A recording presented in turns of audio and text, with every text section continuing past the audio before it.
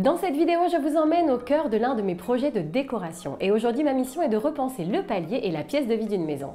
La propriétaire aimerait un espace plus chaleureux, plus cosy, mettre en avant l'aspect bohème et nature qu'elle aime tant.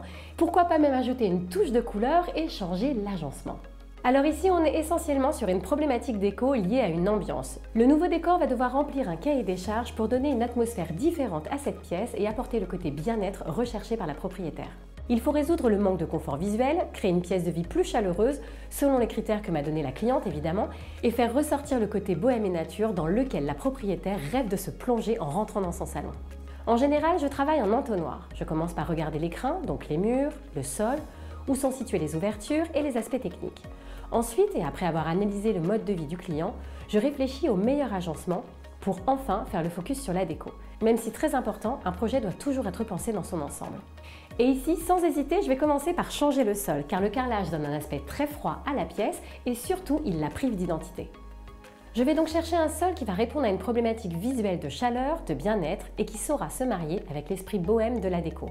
Je pense aussi mettre une touche de couleur sur un des murs, peut-être modifier l'agencement et pour la déco, je vais voir entre ce qu'il y a sur place et ce que je vais pouvoir ajouter.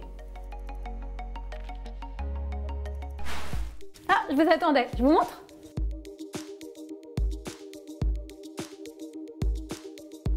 On est d'accord pour dire que le sol change vraiment l'atmosphère de la pièce. Évidemment, j'ai choisi un sol 100% recyclable. Un sol sans formaldéhyde, un produit chimique pas très bon pour la santé que l'on retrouve malheureusement encore dans beaucoup trop de revêtements de sol. En plus, c'est un sol made in France et plus précisément made in Provence. Tu les entends les cigales là? Et pour trouver ce petit bijou, je suis évidemment allée chez Gerflor. En plus de créer une atmosphère chaleureuse, il est résistant aux chocs et aux rayures, absorbe le bruit et accessoirement, il est résistant à l'eau.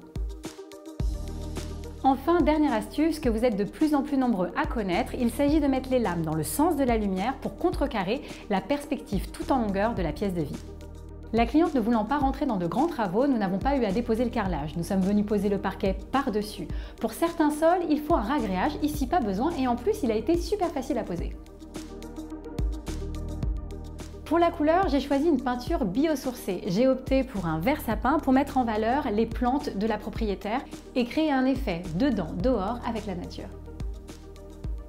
Côté agencement, j'ai modifié les espaces afin de gagner des mètres carrés pour la partie salon afin d'obtenir un rendu plus convivial. Quant à l'espace salle à manger qui ne sert que occasionnellement, j'ai créé un espace multifonction et cocooning. J'espère que cette transformation vous a plu et que vous avez pu faire le plein d'idées. Je vous dis à très vite.